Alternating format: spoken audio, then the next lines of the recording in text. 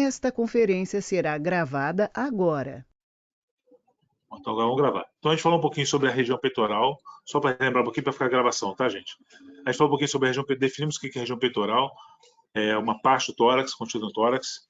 Eu vou passar rapidamente aqui, se vocês me permitem, os slidezinhos aqui para não ficar, o pessoal que não ficou, ter esses slides também. Então falando sobre a região peitoral.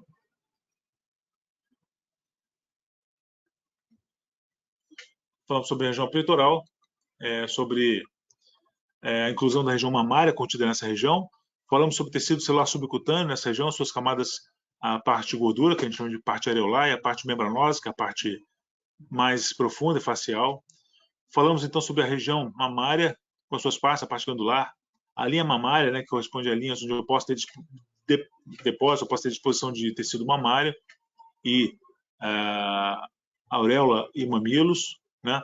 Aqui é a anatomia do tecido mamário, com os tecidos, os lobos mamários, os ductos e a parte dos ligamentos estruturais, ligamentos de Cooper. Lembrar que o tecido mamário também é parte do tecido masculino, só que em menor monta, e quando ele é presente em quantidade maior, ele é chamado de ginecomastia. Falamos então sobre a anatomia então, da região torácica, o externo, as costelas, os arcos costais formados por parte óssea e parte cartilaginosa, a escápula e a clavícula. O externo com suas três porções, manúbrio, corpo e processo tifoide, e o ângulo de Louis, ou ângulo external, sendo um marcador aí da segunda cartilagem costal. Falamos sobre a anatomia da clavícula, com a sua parte superior lisa, a parte inferior rugosa, uma extremidade external e uma extremidade acromial. Falamos então da escápula, com as suas partes anterior, parte posterior, a fossa subescapular anterior e a fossa aqui posterior dividida pela espinha da escápula, numa região supraespinhal e numa região infraespinhal. Falamos também sobre depois esse acrômio ele vai ser projetado a partir da espinha da escápula como extremidade do ombro. Bom, agora continuando, a anatomia do húmero proximal é importante também para a gente. Ela é formada pela cabeça do húmero superiormente, tá? Essa cabeça do húmero ela é dividida do restante do húmero, da sua metáfise, tá? Então a epífise corresponde à cabeça do húmero, e ela é separada da metáfise pela parte que a gente chama de colo anatômico, tá? O colo anatômico, na verdade, o colo é um estreito, é um pescoço, né? Então esse estreito marca o limite da parte articular do ombro, ali, a parte cartilaginosa, desculpa, da cabeça do húmero, com a parte restante da metáfise, tá? Nessa parte aqui, a gente chama de anatomia, o colo anatômico, essa parte aqui exatamente que fica abaixo da superfície cartilaginosa da cabeça humeral. E essa região que está aqui, outra linha preta que está aqui embaixo, a gente chama de colo cirúrgico, tá? Por que isso? Por que essa diferença? Essa diferença não existe, por exemplo, em outros ossos, como, por exemplo, o fêmur, tá? Onde o colo cirúrgico se tem a mesma função, a mesma relação do colo anatômico. Mas nessa região aqui, exatamente, eu tenho maior frequência... Oi? Eu acho que sua tela paralisou. Paralisou? Sim. Estamos na escápula ainda. Ei, caramba. Foi? Não. Não, ainda não foi, não. Agora foi. Agora. Foi? Foi sim. Foi. Tá, então, desculpa. Rodrigo, na parte que você estava fazendo a recapitulação, também não apareceram os slides, tá? Só para avisar. Oi, caramba. Deu algum... Vou ligar aqui de novo, gente. Desculpa aí.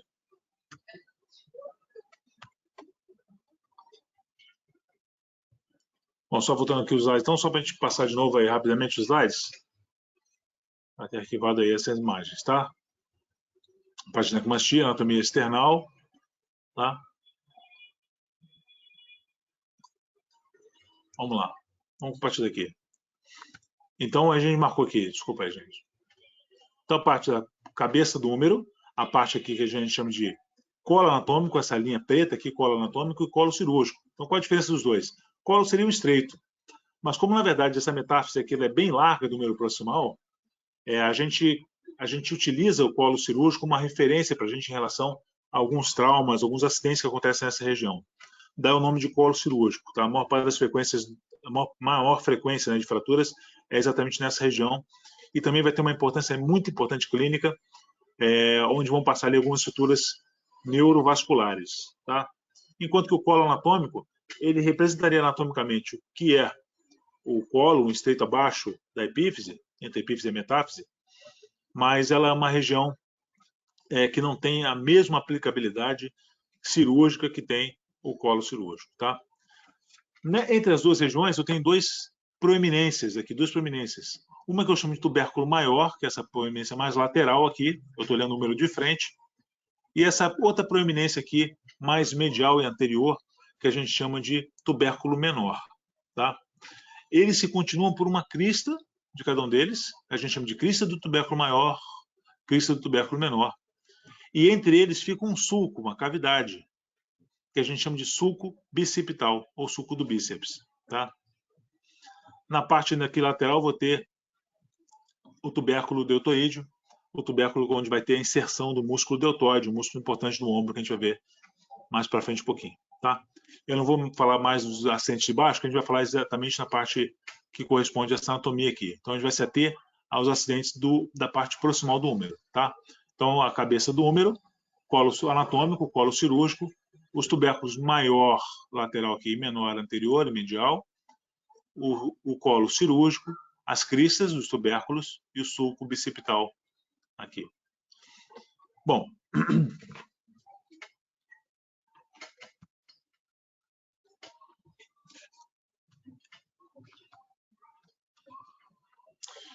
interessante a gente entender aqui um pouquinho, nessa visão, é uma visão que dá um destaque para a gente em relação à anatomia dessa parte de região peitoral, né?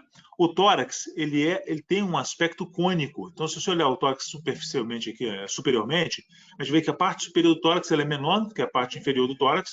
Então, ele é um cone de base inferior, é um cone que vai largando em direção inferior. E na sua parte mais superior, na parte superior do tórax, ele recebe o esqueleto apendicular superficialmente. Então, quando a gente olha aqui, o tórax vai estar aqui dentro desse espaço aqui, os arcos costais vão estar dentro desse espaço, a clavícula aqui, olha, e a escápula posteriormente aumentam o contorno dessa região. E ela aumenta ainda mais o contorno dessa região com a região peitoral aqui, o músculo peitoral, a região peitoral aumentando o volume dessa região. Mas o tórax por si só, os arcos costais externo e coluna torácica, elas ganham formato cônico de ápice superior, de base inferior, tá? Importante aqui a gente observar nessa imagem que existe uma coisa chamada plano escapular. A escápula não está exatamente posterior no tórax. Ela está num plano que fica mais ou menos a 45 graus em relação ao plano coronal. Então, se você olhar o plano coronal aqui, olha, o plano coronal que é um plano transversal, né? É um plano aqui transversal nesse sentido aqui que eu estou falando, um plano coronal, dividindo aqui em parte anterior e parte posterior do corpo, a escápula vai estar num plano de 45 graus com o plano coronal, tá? Isso vai ser muito importante em parte de entender, quando a gente for entender alguns movimentos do ombro e alguns movimentos da própria escápula em relação ao tórax, tá? Então, quando eu faço o movimento do tórax, quando eu faço o movimento dessa região toda aqui, o movimento ele é combinado, tá? Eu movimento o úmero na cavidade glenoide sobre a escápula, eu movimento a escápula sobre o tórax e eu movimento aqui, olha, a minha clavícula com relação ao externo. E é muito importante a gente perceber que, na verdade, todo ponto de apoio, todo ponto de ligação do membro superior, do ponto de vista articular, não muscular, mas do ponto de vista articular, ele é feito pela extremidade external da clavícula. Então, a clavícula está presa aqui, olha, por uma articulação com o externo. Qual outra parte tem ligação ou tem articulação com o esqueleto axial? Nada, só a clavícula. Tá? Se você for olhar bem aqui, a clavícula está presa ao externo e é a única fixação do esqueleto axial. A clavícula vem, articula com o acrômio aqui, olha, da escápula. Aqui é a espinha da escápula. O corpo da escápula aqui é a fossa supraescapular, a fossa subescapular. E aqui não tem mais articulação. A escápula e a sua musculatura vão estar colocadas de forma assim, por aposição, justapostos à região torácica, tá? A parede torácica. Não existe uma ligação articular, cartilagem, ligamentos diretos com essa região torácica. Por isso a escápula tem amplo movimento de deslizamento sobre a região torácica. Vamos lá. Bom, então só para mostrar aqui, olha, a gente vai falar depois sobre isso. A clavícula ela tem uma articulação com o externo, tá vendo? Olha, é uma articulação tipo de artrose, tipo plana, né? Uma diartrodial tipo plana. Se lembrar disso, a articulação diartrodial é uma articulação sinovial. ela é tipo plana pelo formato dela, então ela dá ampla liberdade de movimento. Ela possui um disco articular, que está aqui em azul, aqui no meio, um disco articular, né? Que aqui, no caso, aumenta a esfericidade dessa articulação, a amplitude, o grau de movimento dela. É o único elemento de ligação com o membro superior, no esqueleto axial. E a mobilidade é importante, que ela existe aqui entre o disco externo e entre o clavículo externo. Por isso que eu falo que o disco aqui ele tem o intuito não de aumentar a congruência, nada disso. O intuito desse disco aí é exatamente aumentar o grau de movimento. Você passa a ter duas articulações. Uma entre funcionalmente entre a clavícula e o disco, e outra entre o disco e o externo. Tá? E eu consigo fazer nessa articulação, se você fizer um movimento de circundução, lembra a circundução, aquele momento que eu rodo o membro superior, 360 graus, eu vou perceber que a minha clavícula também exerce esse meu movimento. Então, a clavícula ela tem um movimento de circundução com relação ao externo, que faz com que eu tenha a possibilidade de botar o membro superior, colocar o membro superior em qualquer plano espacial. Tá? Então, uma articulação super importante, a articulação externo-clavicular, não só por ser o elo de ligação do membro superior com o esqueleto axial, mas por ser também um elemento importante em termos de arco de movimento. Depois a gente vai ver esses ligamentos todos aqui. Ligamento aqui, a gente falou basicamente os ligamentos importantes aqui. A própria cápsula, um ligamento chamado interclavicular, não se preocupe com esses nomes agora, a gente vai falar depois disso na peça. O ligamento aqui costoclavicular, que fazia aquela impressão aqui embaixo, fixa a costela clavícula aqui também. Então tem um aparelho bem firme aqui de fixação. Aqui o músculo subclávio, que a gente vai falar sobre ele daqui a pouquinho, nasce na costela aqui e tem inserção na face inferior da clavícula, é um músculo chamado músculo subclávio. Então essa aqui é a nossa fixação aqui desse primeiro elemento ósseo aqui do membro superior, a clavícula. Tá? Bom, a articulação acromioclavicular é a outra extremidade da clavícula. A ponta dela chega aqui, olha. A extremidade external está para cá, a extremidade acromial está para cá. Então ela articula com a acrômio aqui, ela é tipo plana, tem um movimento menor, ele faz uma rotação mais ou menos de 20 graus, a amplitude dele, então é pouco relevante em termos de arco de movimento, mas é um movimento muito importante para tirar um pouquinho de sobrecarga, aumentar um pouquinho o arco de movimento da própria articulação do externo com a clavícula. Tá?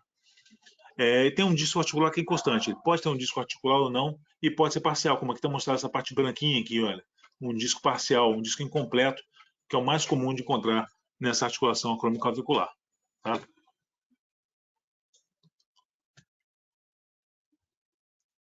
Bom, nessa visão aqui, a gente vê a parte ligamentar. O que a gente está vendo aqui? Nessa imagem, eu vejo o aparato de ligação disso. A clavícula presa aqui, olha, e está presa ao externo, que é o nosso elo de ligação. Né? Aqui eu tenho dois ligamentos que saem do processo coracoide, lembra? Da escápula, para a clavícula. Ligamento conoide e ligamento trapezoide. Então, aquelas duas outras impressões na parte inferior da clavícula. A articulação com a sua cápsula, entre a clavícula e o acrômio, e esse é um ligamento que vai ter uma função relacionada a músculos do ombro, que a gente vai ver mais para frente, que tem o nome de ligamento coraco-acromial. Tá bem simples o nome, coraco-acromial, do processo coracoide ou acrômio. Tá? Aqui a gente vê a articulação do ombro, né? E a gente vai depois explicar bem o que é a articulação do ombro, né? A articulação do ombro, ela é igual à articulação entre a escápula e o húmero? Podemos aceitar que sim, tá? A articulação entre a escápula e o húmero é chamada de articulação escapulohumeral ou glenohumeral, tá? Gleno de glenoide, cavidade glenoide, tá? Então, glenohumeral ou escapulohumeral é a articulação do ombro. Mas como o trabalho de função, a articulação, ele é integrado, eu não consigo mexer, ou praticamente não mexo, a articulação glenohumeral, sem mexer as articulações da clavícula com a escápula, do externo com a clavícula e da própria escápula rodando sobre o tórax, como eu não consigo desmembrar o movimento, na verdade a gente fala que todo esse aparato aqui articular, ligamento, todo esse complexo que envolve clavícula, externo, que envolve a escápula, que envolve o húmero, a gente chama de um grande complexo articular do ombro. Ele não trabalha sozinho, trabalha isolado. Então, eu poderia dizer para você o seguinte, olha, a articulação do ombro, ela é composta de várias articulações? Sim, ela é composta de várias articulações. Mas quem é a principal? A principal é a glenohumeral, a escápula humeral. Por isso, a terminologia anatômica, que o professor apresentou na primeira aula, ela nos dá a oportunidade de usar como sinônimo. Se eu falar ombro, eu posso estar me referindo, E é correto usar esse termo, a articulação glenohumeral ou escapulohumeral. Então, você fala, olha, tive uma lesão no ombro, tive uma luxação do ombro. Eu me refiro à articulação glenohumeral. Se eu falar, eu tive uma lesão da articulação acromioclavicular, não é a mesma coisa de ombro. Eu tenho que especificar, porque ela é a parte da articulação do ombro, mas ela é uma parte, vamos dizer assim, que não é a parte que eu posso usar como sinônimo, não é a parte, não é a principal, não é o principal elemento, não é a parte que eu posso utilizar como sinônimo, tá? A gente vai voltar a falar sobre isso quando a gente falar sobre ombro. Vamos lá. Vamos falar a parte mais interessante, mas é a parte que eu vou pedir vocês terem atenção para a gente poder não ficar decorando, tá? Aqui é uma parte que a gente vai ter bastante facilidade de entender se a gente conseguir aí identificar as origens, inserções e ter um raciocínio bem lógico dessa região. É claro que a parte espacial atrapalha um pouquinho, mas não tem problema. Se a gente está fazendo uma introdução, a gente vai tentar ser mais superficial um pouquinho. Bom, vamos lá.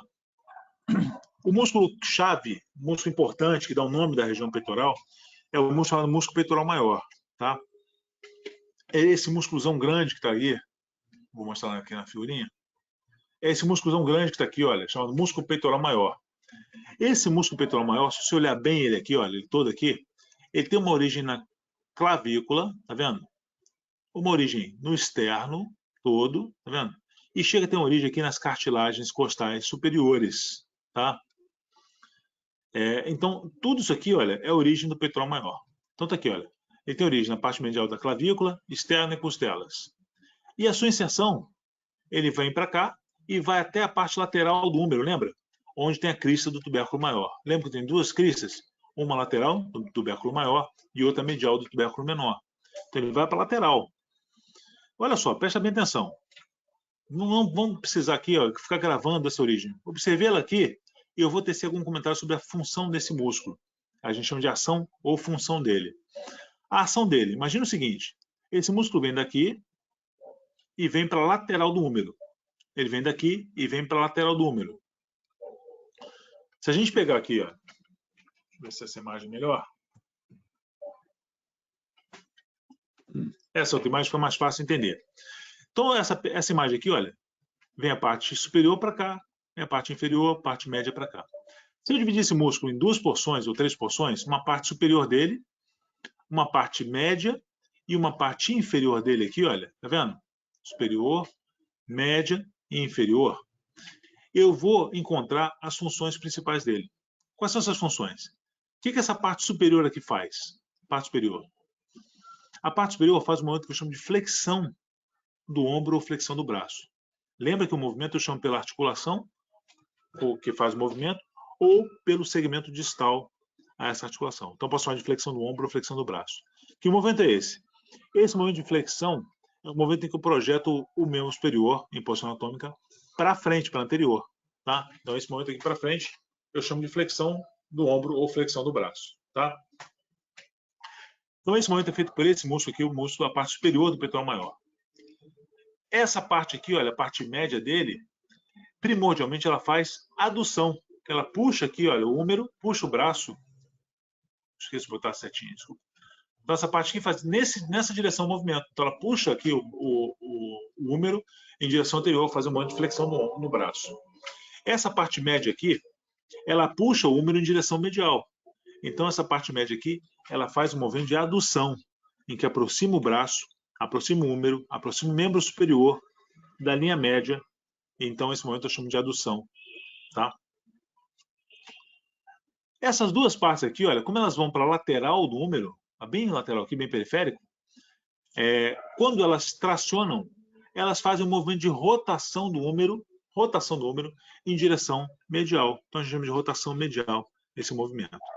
Então, dá para entender bem o movimento do úmero sem você ficar gravando, decorando a origem de inserção. A parte superior do úmero traciona aqui, olha, e o vetor é para frente, né? Se você decompor esse vetor aqui, olha, a gente faz muita decomposição de vetor para entender isso aqui. Eu tenho um vetor para cá. Opa, eita, ferro, tá ruim aqui essa. Difícil mexer nesse troço. Mas eu vou desenhar de novo aqui em cima. Um vetor para cima e um vetor em adução. E ele é resultante disso, né? Ele é resultante desse vetor.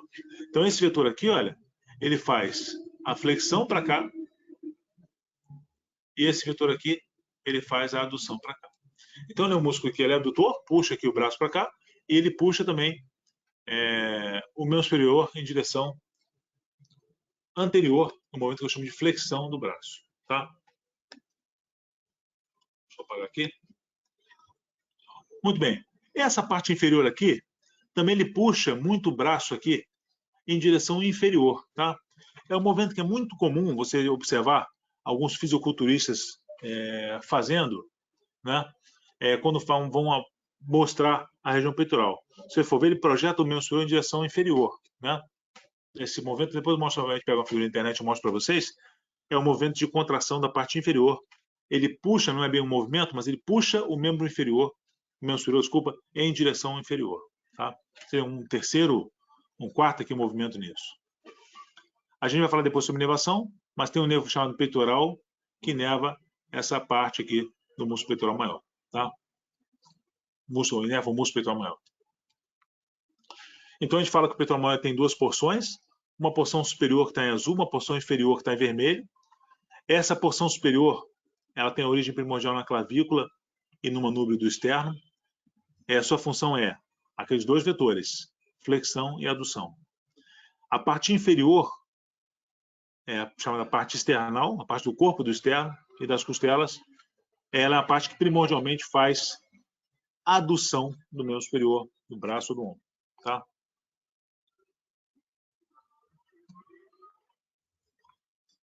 Bom, beleza, aqui, tá ótimo. Então, essa é uma figurinha para mostrar bem aí dois exercícios que a gente utiliza bastante e a diferença entre eles, né? Percebe que no primeiro exercício da esquerda, esse exercício a gente chama de supino reto, né? Por que chama supino reto? Porque o atleta está deitado aqui em posição supina, né? Lembra de posição supina? É a posição que você tinha com a mão voltada para frente. Então a gente faz uma analogia para isso com o ventre do atleta virado para cima. Então essa posição a gente chama de posição supina. E ela é em ângulo reto, 90 graus, com a posição supina. Então por isso o nome do exercício chama supino reto. Tá? O que o exercício tem que fazer? Nesse exercício ele tem que fazer dois movimentos importantes. Um movimento mais importante é o movimento de adução, se você olhar bem. Tá? E o movimento de flexão do braço. Então nesse momento aqui, ele faz a flexão do braço, ele usa aqui o deltoide, a parte anterior do deltoide, que a gente vai ver ainda, e a parte aqui, a parte superior do peitoral maior. E a adução ele faz com os dois. Quando eu faço o exercício nessa posição aqui, em que eu elevo o encosto mais um pouquinho, a gente chama de supino 45, né? Porque esse atleta, desculpa, ele está em posição em supino, mas está em posição não em ângulo reto, mas em ângulo de 45 graus entre o peso e o seu dorso, né? A gente utiliza mais essa parte azul aqui, olha, porção superior, tá? Daí a diferença do exercício. Enfim, tem vários exercícios para peitoral que a gente pode observar aqui, em que a gente trabalha diferentes porções do peitoral maior, a sua parte superior e a sua parte inferior ou external.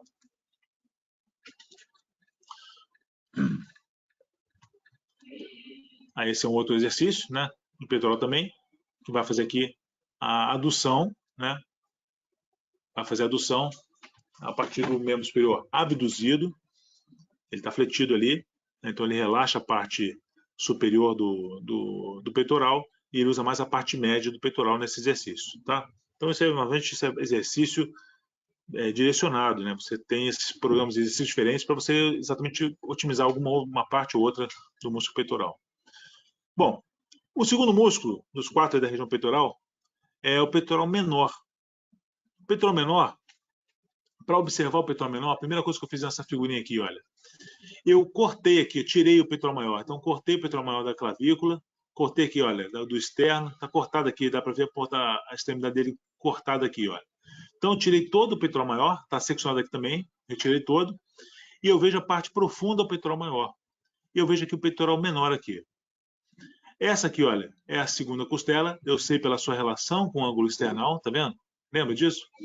Terceira, quarta e quinta costela são as origens do músculo peitoral menor, tá? E a sua inserção é no processo coracoide da escápula, tá? Então, na verdade, quando ele traciona aqui, ele tem dois movimentos.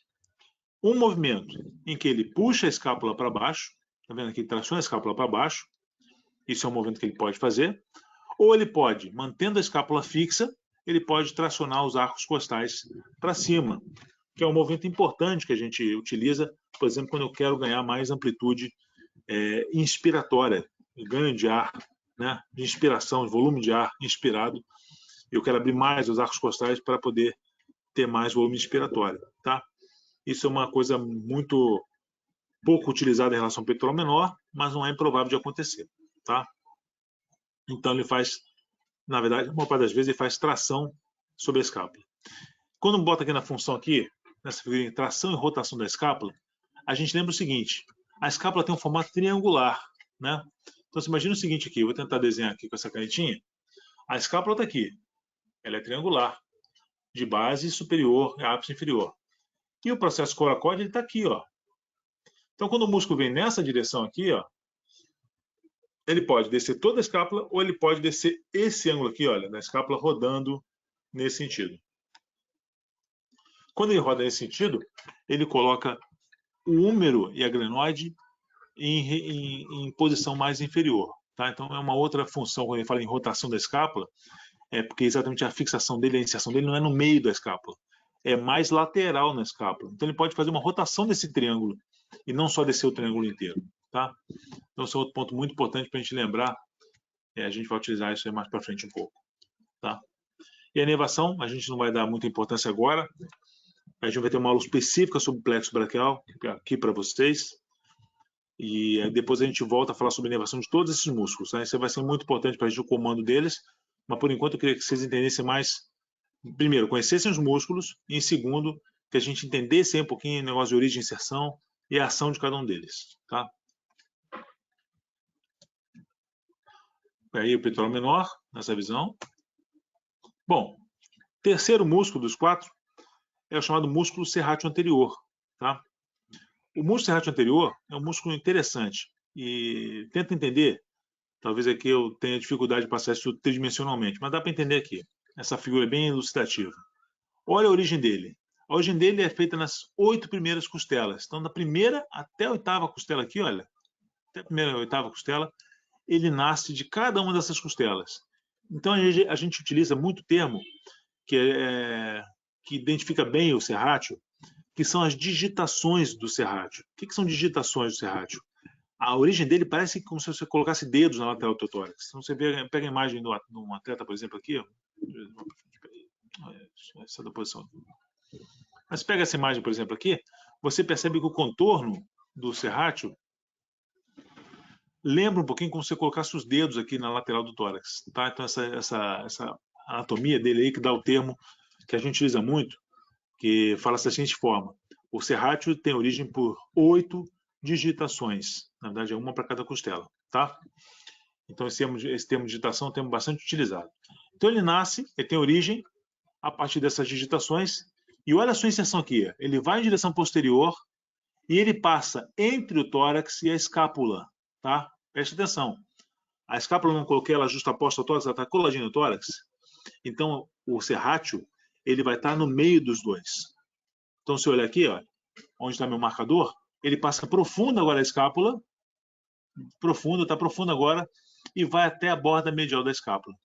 Então, ele passa por trás. Se você fizer um desenhozinho aqui, olha, tentar desenhar também, o tórax vai estar aqui, vou botar a escápula aqui atrás, tá? O serrátil vai ter origem na parte anterior aqui, olha, passa entre os dois aqui, olha, profundo anterior à escápula e tem sua inserção aqui, na borda medial da escápula, tá? Então, a primeira ação dele é muito fácil de entender aqui. Quando ele contrai, quando ele traciona, o que ele faz? Ele puxa a escápula em direção anterior. Então, olha o que ele faz aqui, olha. Se ele puxar aqui, ele puxa a escápula em direção anterior, tá? Então, isso a gente chama de tração da escápula, que é uma função dele. E outra função dele a gente chama de estabilização da escápula. Por quê? À medida que ele contrai, ele comprime essa borda medial contra o tórax. Então ele estabiliza. Tá? Vou dar um exemplo bem prático disso. Só apagar o meu desenho aqui. Vou dar uma aplicação bem prática disso. Esse é o teste que a gente faz para o serrátil, tá? Na parte de cima, aqui no desenho de cima, aqui, olha. Ela está empurrando a parede e você percebe que mesmo empurrando a parede, a escápula continua presa ao tórax. Quer dizer, o serrátil, ele puxa a escápula para frente, mas ele mantém aqui, olha, presa a parte posterior no tórax, tá? Esse outro caso aqui de baixo, você percebe que, olha, ele não está apoiando a parede, não está empurrando a parede, está normal o contorno. Quando ele vai empurrar a parede, essa escápula não consegue ficar. Quando ele faz força, a escápula faz uma báscula, faz uma inclinação em que a sua borda medial fica proeminente, tá? Esse sinal clínico de falência do serrátil anterior, a gente chama de escápula alada, tá? Porque forma essa asa aí, levanta essa asa do contorno do tórax posterior, tá? Então, esse é um teste bem fidedigno de lesão, não do músculo do serrátil anterior, mas normalmente da sua inervação. Bom, a função dele, basicamente, ele é utilizado quando eu quero tracionar a escápula em direção superior. Então, dá para ver bem nesse exercício aqui, olha. Quando eu elevo aqui, olha, estou aqui com o braço fletido, o membro fletido aqui, olha. O húmero está aqui, tá? Ele está fletido. E eu quero projetar para frente aqui o membro superior. Então, quando eu projeto para frente do membro superior fletido e eu levanto aqui, olha, ele do apoio da cama aqui, ele destaca a escápula para cá. Quem faz isso? É o serrátil anterior. Então, esse momento de translação da escápula, ele é feito por um músculo que puxa ela para frente, que é o serrátil. O serrátil vem aqui da frente e vai para a borda medial. Então, é ele que faz esse movimento, tá? E ele é feito nesse exercício também, olha aqui. Quando eu faço flexão aqui, eu uso deltoide, uso peitoral aqui para fazer exercício, mas eu também uso o serrátil para puxar a escápula para frente durante a prática desse exercício aqui, ó. Então, um exercício que é muito comum ser utilizado para serrátil anterior, essa elevação anterior, exatamente porque utiliza o serrátil para auxiliar no movimento. O último ali é o músculo subclávio, tá? Ele é um músculo que vai estar entre a costela, que tem origem na primeira costela, e a inserção na clavícula. A função dele é uma função resquicial mínima, tá? Se você olhar bem, ele é um estabilizador da escápula, da clavícula na primeira costela, ele estabiliza a articulação externo-clavicular, tá? E tem a relação, obviamente, de tracionar o ombro ventralmente para frente, ou caudalmente, mas é uma função muito pouco exacerbada. Eu acho que a grande importância do subclávio, a gente vai ver isso daqui a pouquinho, é que exatamente entre a primeira costela e a clavícula, passam vários elementos nobres do pescoço, aqui por baixo, olha, do pescoço em direção ao membro superior. Tá? Vai ser uma região muito importante para a gente. E exatamente nesse intervalo aqui entre a clavícula e a primeira costela, eu tenho o subclávio nesse espaço. Então ele acaba diminuindo ali a amplitude, o volume desse espaço, e ele acaba tendo alguma aplicabilidade, alguma função ali em termos de compressão dessas estruturas, em termos fisiopatológicos de várias alterações que a gente vai discutir depois. Tá? Então, a função dele de tração do ombro da clavícula para frente, para trás, é um movimento que não é muito importante, e ele tem uma função muito melhor aqui de estabilizador da clavícula no externo, e também em relação à ocupação do espaço entre a clavícula e a primeira costela. Tá aí ele todo, né? Eu vou falar rapidamente sobre esses músculos da região dorsal. Na verdade, não é aula de dorso superficial, a região peitoral é o nosso tema de hoje, mas é porque não tem como falar de axila sem citar esses músculos ali, principalmente os dois primeiros, tá? E principalmente o primeiro. Bom, o latíssimo dorso, ou grande dorsal, tá? Ele é esse músculo aqui de baixo, vou mostrar agora aqui no desenho. Aí, canetinha. É esse músculo aqui de baixo, tá? Ele tem origem na coluna torácica, na coluna lombar e no ilíaco, tá? No osso da bacia. E tem a sua inserção no sulco intertuberositário, no sulco intertubercular, entre os dois tubérculos, tá? Então, a função do grande dorsal é uma função, se você olhar bem aqui, olha a posição dele. Ele está vindo aqui de trás, na região do dorso, e a direção dele é anterior. Ele vai lá em direção ao tubérculo menor, passa um pouquinho do tubérculo menor, medial, e vai até o sulco intertubercular. E isso está passando aqui na frente do braço, tá? Esse movimento aqui. Primeiro ponto importante para a gente aqui. Qual seria a ação dele? Olha só, rotação interna, adução, extensão. Vamos pensar e não vamos decorar esse movimento. Por que adução? Se ele vai de medial aqui para lateral, quando ele traciona, ele puxa em adução. Então, a adução ficou uma coisa fácil da gente entender. A rotação interna. Se ele vai de posterior e vai para anterior, você imagina essa figurinha que eu vou botar agora para vocês aqui. Ó. O húmero está aqui, tá? O tórax está aqui. Ele vem de anterior e vai em direção, de posterior vai anterior. Quando ele puxa, ele roda o membro superior no sentido de rotação medial, tá? Então ele é um rotador medial, rotação interna. E extensão por quê? Da mesma forma, quando ele puxa o membro superior em direção posterior, tá?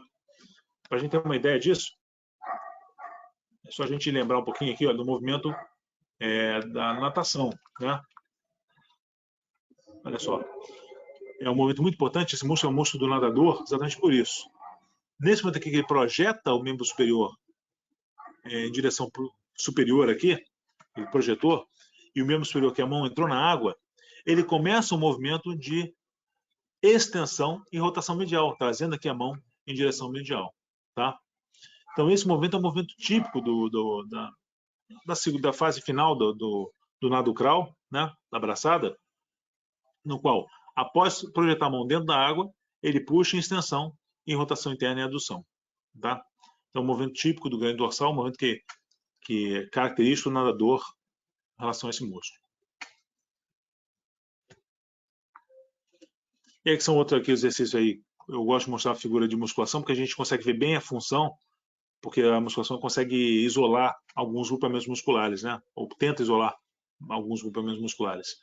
Então aqui a gente está vendo aqui o ganho dorsal, o movimento aqui, olha, quando a barra vem por trás, é um movimento de extensão, né?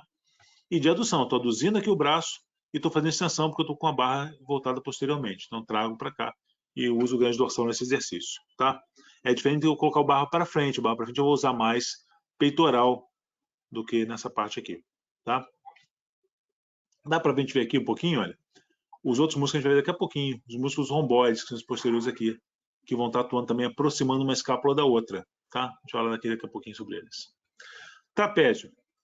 Trapézio é um músculo, então, que vai ter uma origem desde a linha nucal do crânio, coluna cervical, que aqui a gente vai chamar de ligamento nucal depois. Todo aqui, olha, uma grande parte das vértebras torácicas, tá? E a sua inserção é no bordo aqui, olha, da escápula, precisamente aqui, na espinha da escápula e na clavícula anteriormente. Então, esse músculo grande e largo aqui, olha, é o músculo trapézio, tá? A sua origem, crânio, cervical, torácica, e a sua inserção na espinha da escápula até a clavícula lá na frente, tá? O músculo trapézio também, ele vai ter uma porção superior e uma porção inferior aqui embaixo, tá? Qual a diferença dessas duas porções? A porção superior, essa primeira porçãozinha aqui, olha, ele tem a função aqui, olha, de essa parte aqui. Puxa o ombro aqui para frente, tá vendo? Olha, então ele puxa em direção superior. Então eu faço uma tração superior do ombro, ou posso também, aqui, olha, puxando só numa extremidade aqui, fazendo a rotação da escápula, puxando só o ângulo lateral em direção superior, tá? Então eu posso puxar só o ângulo lateral em direção superior, tá? A porção média aqui, olha, eu posso fazer um movimento de adução, mas a adução das duas escápulas. É esse movimento do nome de retração das escápulas, onde eu vou unir as duas bordas mediais das escápulas, tá? Eu não chamo de adução porque não é um movimento que eu aproximo da forma angular na linha média, mas eu faço uma translação das escápulas aproximando uma da outra, tá? A porção inferior, essa porção aqui, olha, eu puxo o contrário, eu puxo em direção inferior aqui, olha. Então eu posso, ao contrário da porção superior, eu posso puxar a escápula para baixo ou ainda rodar a escápula também elevando o seu ângulo lateral, tá? Então percebe que a função do trapézio, ele tem esse nome pelo seu formato trapezoidal, se você juntar com o do outro lado, né? A gente está vendo só metade dele, outra metade foi retirada. A gente está vendo a porção superior dele, com a função de elevar a escápula ou de elevar o ângulo lateral. a porção média dele, que tem a função de retração das escápulas, e a porção inferior, que tem a função de rebaixamento ou rotação lateral da escápula. Tá? Vamos lá. Vai aqui. Isso é só para ter uma ideia do que a gente falou agora há pouco, né? A parte superior do trapézio puxa para cá, a parte inferior puxa aqui, olha. Também todos dois elevando aqui o ângulo lateral da escápula. E a parte média retrai as escápulas. Então, esse é um gráfico bem interessante de vetor para a gente entender qual a função disso, né? É o que eu falei, não podemos ficar à mercê de ficar decorando a ação de músculo, né? Senão não tem sentido a gente estar aqui. A gente vai tentar ver e entender. É claro que com a ferramenta do estudo prático, é muito mais fácil você lá no cadáver, por isso a gente advoga sempre o uso do cadáver, não ficar só naqueles homem virtual, então holograma, desenho, para exatamente você ter a visão em movimento. Você vai pegar o cadáver, vai abduzir o braço dele, vai puxar ali, vai ver e vai entender a função de cada músculo em loco, né, no próprio cadáver, tá? Aqui uma outra figurinha mostrando aqui, olha, exatamente o trapézio, né? Então o trapézio que é a parte superior dele, a parte inferior do trapézio, o grande dorsal aqui, olha, que nesse momento aqui vai começar agora o movimento de extensão do membro superior, né? E a adução, que é a função do grande dorsal. E aqui o trapézio também vai estar funcionando aqui, olha, retraindo as duas escápulas, né? Fazer uma aproximação delas para poder aí o grande dorsal seguir a sua ação, trazendo o húmero em direção medial, fazendo a adução do húmero, tá? É interessante essa identificação no exercício dessa função. Aqui a mesma coisa aqui, olha, um outro exercício que eu utilizo aqui, olha, dois bem diferentes que trabalham no trapézio. Nesse primeiro aqui, olha, ele está levando aqui esse peso, eu utilizando a parte superior do trapézio e até a parte média, fazendo essa tração, né? Ele vai levar esse peso aqui, colocando a barra no queixo, tá? E nesse outro aqui, uma remada, em que eu utilizo a tração posterior, eu vou utilizar a parte média aqui do trapézio e vou utilizar o grande dorsal, trapézio para retrair as escápulas e o grande dorsal para puxar em extensão ali o membro superior, tá? Bom, para fechar a musculatura aqui, vamos parar por aqui, né? Chega de músculo. Eu tenho os dois romboides, tá? O romboide, opa, sai da posição aqui. Perdão. O romboide maior e menor, tá? O romboide maior vai ter a parte dele superior e a parte inferior, o romboide menor. Mas, na verdade, são músculos bem contínuos, um relacionado ao outro, tá? Bem próximo ao outro, tá? Tem uma parte superior dele aqui, que estaria relacionada à fossa supraespinhal, que é, na verdade, o levantador, o elevador da escápula, o músculo levantador da escápula, tá? Mas a gente vai falar com ele dele mais para frente um pouquinho.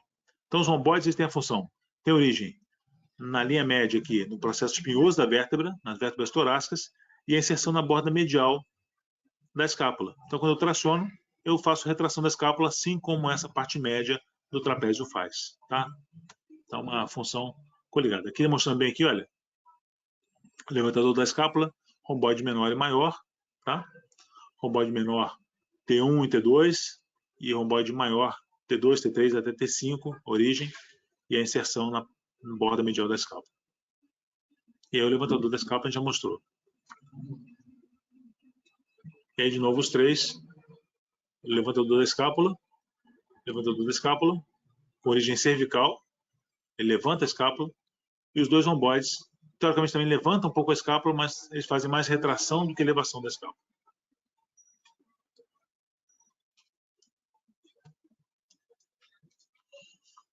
Bom, vamos definir a axila um pouquinho, porque a gente vai falar bastante sobre o conteúdo dele mais para frente, tá?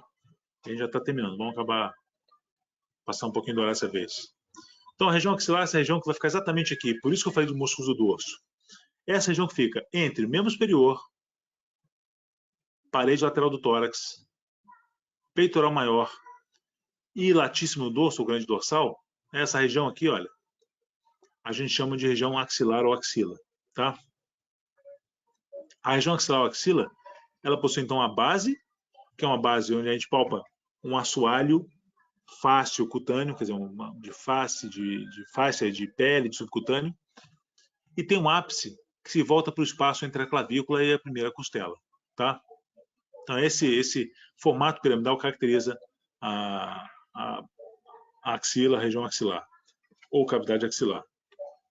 Se você olhar bem aqui, olha, parede torácica, a base é aquele elemento fascicultâneo que a gente falou, peitoral maior na frente, glande dorsal atrás, e aqui o húmero, né, representando o membro superior lateralmente. Então, essa região toda a gente chama de axila. Nessa imagem, a gente vê bem aqui, olha, nessa imagem, a gente consegue ver aqui o peitoral maior, a região axilar, parede lateral do tórax, o braço aqui, tá vendo?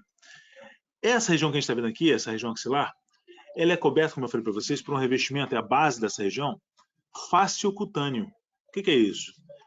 Ela é formada por elemento facial, de fáscia, subcutâneo e pele.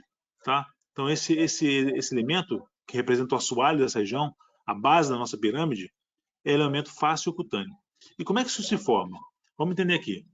A fáscia que recobre o músculo peitoral maior, recobre o serrátil, ela passa aqui do limite do peitoral maior e vai em direção ao grande dorsal, ao latíssimo no dorso, para recobrir esse músculo. Então, as fáscias elas são contínuas. Eu falo como se fosse uma coxa de retalho, vai se juntando, a face do músculo peitoral maior com a face do peitoral, vão se continuando. E nesse trajeto entre o peitoral maior e o latíssimo do dorso, essa fáscia cobre a região da axila, formando seu assoalho. Tá? Vamos lá aqui, então. Então, se a gente perceber nessa fotozinha aqui, essa foto é... Vamos ver se a gente consegue fazer com que vocês entendam essa foto aqui de maneira bem prática. Isso é um corte no plano sagital, né? Onde eu tenho aqui, olha, imagina o seguinte, a clavícula aqui, músculo peitoral maior, glândula mamária, músculo peitoral menor, latíssimo do dorso aqui atrás, não, tá mais posterior ainda, latíssimo do dorso, e aqui são os músculozinhos ao redor, tá aqui, latíssimo do dorso. Os músculos que a gente vai ver depois ao redor da escápula. Muito bem. Percebe o seguinte, essa fáscia ela tem origem por onde você quiser começar a descrever. Imagina o seguinte, a partir da clavícula aqui, olha, cobriu o peitoral maior e ela passou a chamar nesse ponto de fáscia do peitoral maior, ou fáscia peitoral. Percebe que ela recobre o peitoral pelas duas faces aqui, ó, a face profunda e a face superficial dele. Quando chega aqui embaixo, essa fáscia sai do peitoral maior, se destaca do peitoral maior e vai em direção ao latíssimo dorso, tá vendo? Como a gente mostrou aquela outra foto lá, com o cara com o membro abduzido. Nesse caminho aqui, olha, a fáscia que está passando de um lado para o outro, esse intervalo de fáscia, eu vou chamar de fáscia axilar. Vai ser o nome dela. Que é o elemento que forma a base da nossa pirâmide. Essa fáscia ela tem um prolongamento, aqui, uma conexão, tá vendo? Olha, que prende ela no peitoral menor, tá vendo? Olha, então ela saiu aqui, olha. Mas nesse intervalo de sair de um para o outro, do peitoral maior para o grande dorsal, o latíssimo dorso, ela mandou um elemento para cima para recobrir o peitoral menor, sobe, recobre o músculo subclávio e volta à clavícula. Então percebe que ela vai sempre se continuando, tá? A nomenclatura aqui vai variar um pouquinho e a gente vai entender por quê. Tudo em anatomia vai ter nome, né? Então a gente vai denominar isso aqui. Quando a fáscia está sobre o peitoral maior, eu vou chamar de fáscia peitoral. Quando a fáscia está aqui na região da axila, eu vou chamar de fáscia axilar. Quando a fáscia está no grande dorsal, o latíssimo dorso, eu chamo de fáscia dorsal ou fáscia do grande dorsal. Tá certo? Essa partezinha aqui, olha, que vai da fáscia axilar para o peitoral menor, que depois continua com fáscia do peitoral menor, eu chamo de ligamento suspensor da axila. Por que ligamento suspensor?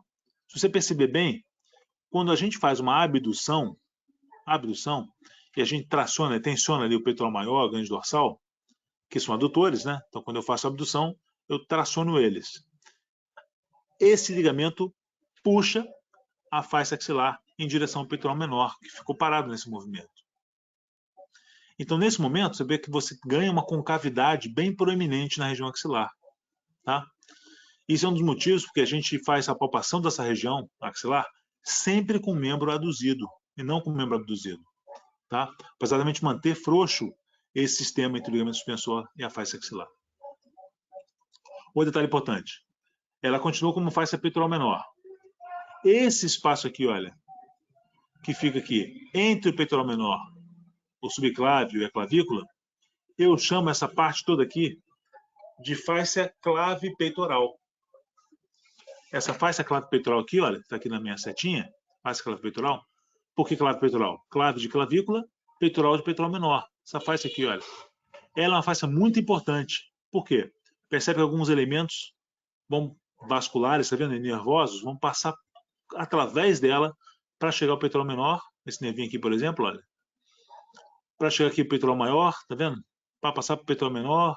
Então, vão transitar nessa face aqui, olha, que a gente chama de clave peitoral, alguns elementos importantes neurovasculares. Tá? Então, só para lembrar dessa face clave peitoral, quando a gente lembra que é parte desse complexo facial da região peitoral.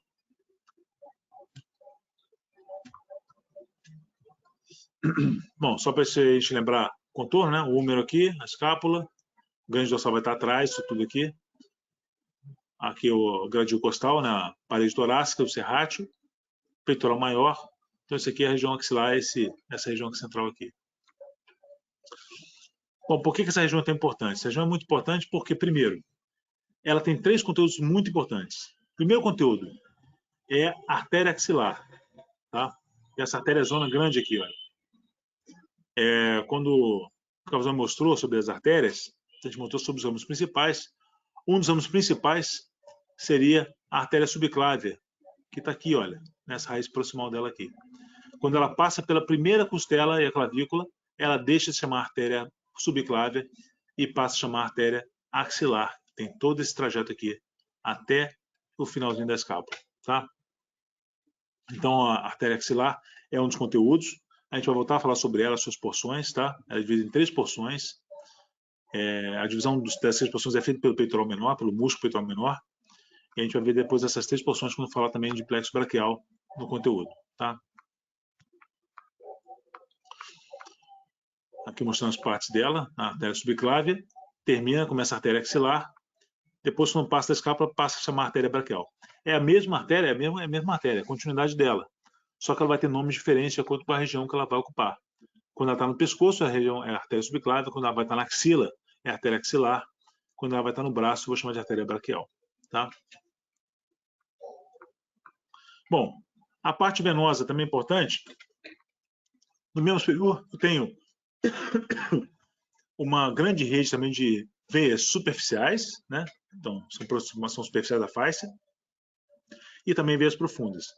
Eu vejo 2 veias superficiais bem marcantes aqui na parte superior do braço e no ombro.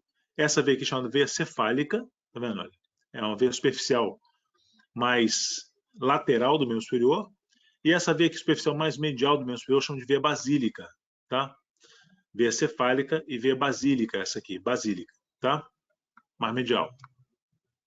Então, cefálica, essa, e basílica aqui. Essas veias superficiais, elas têm sempre o seu trajeto, visa elas depois desaguarem em veias profundas. Tá? Então, quando a gente mostrar nessa foto aqui, é um pouquinho mais difícil de entender, mas eu vou mostrar para vocês identificando os elementos. O que a gente mostra aqui? Olha? O que eu falei para vocês, olha, a clavícula está aqui, entre a clavícula e a primeira costela passam aqui elementos importantes aqui, neurovasculares. O nervo está aqui em amarelo, a artéria está aqui em vermelho e a veia está aqui em azul, tá? Esse aqui em amarelo, em verde, esquece que isso aqui depois é só uma marcação desse programa, tá? O que eu vejo aqui? A veia basílica, a veia superficial medial do braço, a veia cefálica, tá? E a veia basílica ela recebe 2 veias braquiais para formar a veia axilar aqui, olha, que por sua vez recebe a veia cefálica. A gente vai falar bastante sobre isso lá na prática, tá? Mas só mostrando que depois que se forma a veia axilar, ela passa a ser conjunto e conteúdo da axila junto com a artéria axilar. Está aqui em verde porque foi marcado pelo programa, tá? Então sempre tem a veia, está aqui em azul, a verde aqui, no caso seria vermelha, a artéria axilar, e os nervinhos aqui em amarelo, que são elementos do que eu vou chamar de plexo braquial, tá?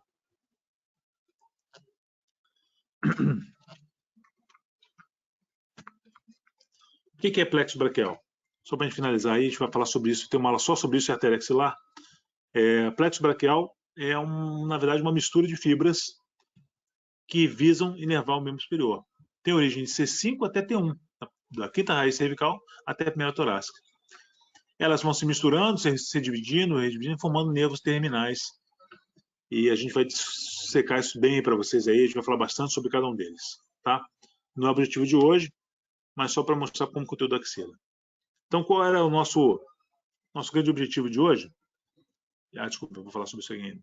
Nosso objetivo de hoje é mostrar para vocês, primeiro, a gente delimitou a região peitoral, é importante para a gente entender a região, e dividiu aqueles nomes, separou aqueles nomes, para a gente entender o nome técnico disso. O que é seio, o que é mama, o que é região peitoral, o que é peito, né, que é um termo completamente leigo, tórax, e qual a diferença desses termos. Segunda coisa importante, a gente falou sobre anatomia óssea, a gente falou sobre externo, falamos sobre costelas, falamos sobre escápula, húmero, tá?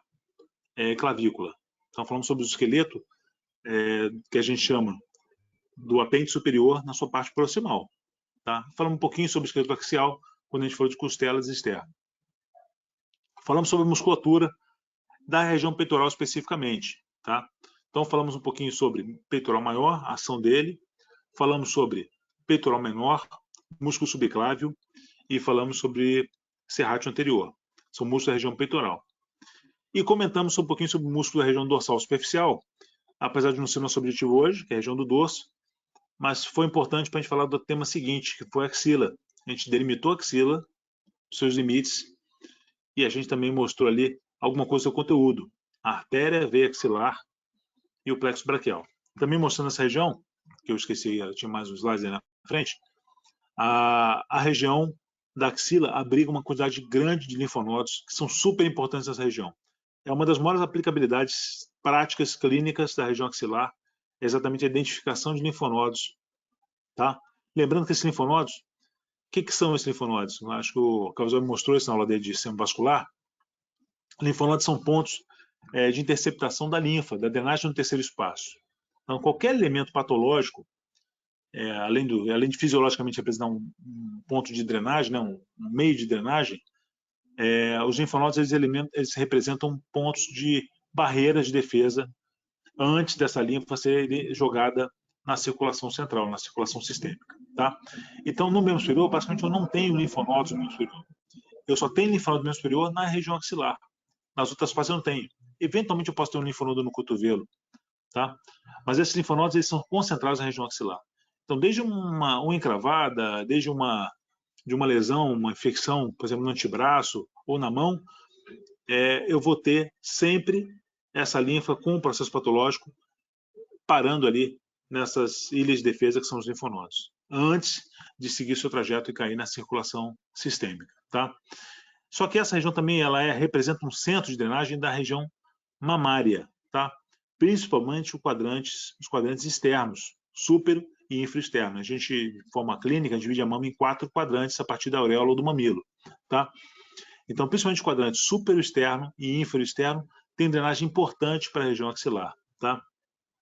Por isso que muitas vezes triagem, né, de tratamento de câncer de mama, você primeiro palpar a região axilar, a procura de linfonodos aumentados, a gente chama de linfonodos infartados ou aumentados, ou ainda, durante o procedimento ou na triagem dos casos cirúrgicos ou não, você injetar um marcador nuclear na mama ou no tecido mamário e identificar se existe o que a gente chama de linfonodo sentinela, o linfonodo que ele capta esse material na região mamária quando é cometido. Tá? Então, são importantes ali elementos práticos a gente identificar esses linfonodos. Tá? E identificar também que a mama ela tem drenagem dos quadrantes ínfero e súpero internos para contralateral ou para a região até subdiafragmática. Mas é importante para a gente hoje, a gente vai ter aula de Morfo 2 sobre mama, para a gente hoje é importante entender os linfonodos axilares como drenagem da parte aqui lateral da mama. Tá? Eles são divididos em regiões, mas é bem simples. Se você for ver aqui, olha, os linfonodos axilares são divididos aqui em vários grupos, mas é extremamente fácil, você não precisa ficar decorando isso também. Você imagina o seguinte, eu tenho um grupo para cada parede da minha pirâmide. Tá? Então, você olha aqui, olha, lateral, grupo lateral, é o grupo que vai estar na parede lateral, que é em relação com o número.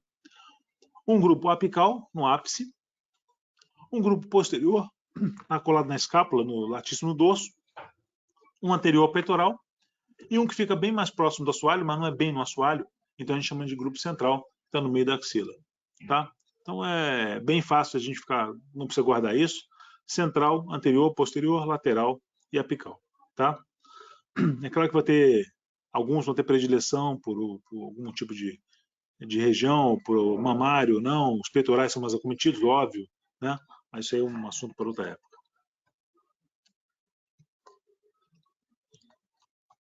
Opa, tá bom. Beleza. Bom, gente, era isso que eu ia falar para vocês hoje, né? Vamos abrir para dúvidas aí.